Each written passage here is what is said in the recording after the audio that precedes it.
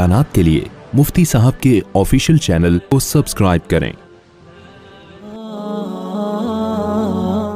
जनाब रसूलुल्लाह सल्लल्लाहु अलैहि वसल्लम के इस दुनिया में आने के बहुत सारे मकासद हैं और आप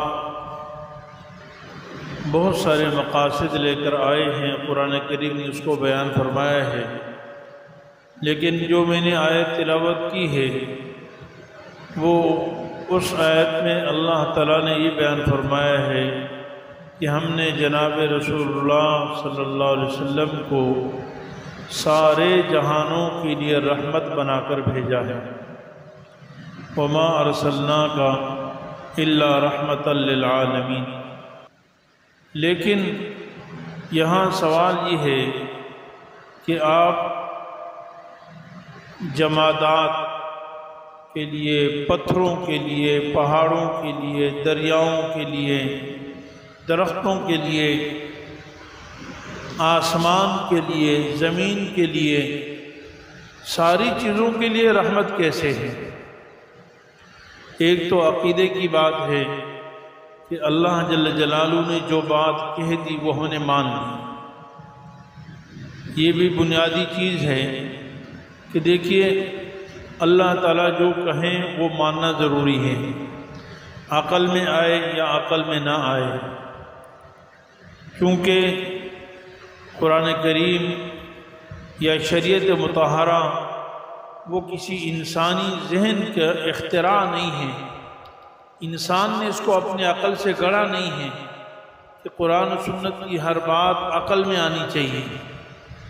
जब हम ये मानते हैं कि कुरान और सुन्नत की अल्लाह की तरफ से भेजा हुआ निज़ाम शरीयत है, तो फिर इसकी कुछ बातें ऐसी होनी चाहिए जो इंसान की अक़ल से मावरा हो। उलमा ये फरमाते हैं कि अक़ल से सारा दीन समझ में आता तो फिर वही की सिरे से ज़रूरत ही नहीं थी, क्योंकि इंसान अपनी सलाहियतों से जो काम कर सकता है अल्लाह ताला ने उसके बारे में वही नहीं नाजिल फरमाई। जैसे मकान कैसे बनाना है शरीयत ने इसका तरीक़ा हमें नहीं सिखाया, कपड़े कैसे बुनने हैं या बनाने हैं शरीयत ने इसका तरीक़ा हमें नहीं सिखाया, खेती बाड़ी किस तरह करनी है, यानी कब बीजना है और कितना पानी लगाना है, किस तरह उसकी कटाई कब करनी है, फिर उसको थ्रेशर किस तरह करना है और उसको जो है फिर आटा चक्की पर कैसे ले जाना है वगैरह, शरीयत ने हमें इसका तरीक़ा नहीं सिखाया। इसलिए कि ये सारी चीज़ें इंसान अपनी अक़ल से, अपने दिमाग से, अपने तजर्बे से, अपने मुशाहिदे से कर सकता है। अल्लाह ताला ने जो हमें निज़ाम शरीयत दिया है वो है कि जो इंसान अपनी अक़ल से नहीं समझ सकता, अक़ल से मावरा है। जैसे फजर में 2 रकत पढ़कर अल्लाह राज़ी होंगे, इसका फ़ैसला इंसान अक़ल से नहीं कर सकता है। बस अल्लाह ताला ने बता दिया कि मैं 2 रकत पे राज़ी हो जाऊँगा। ज़ोहर की 4 रकत से अल्लाह ताला राज़ी होते हैं।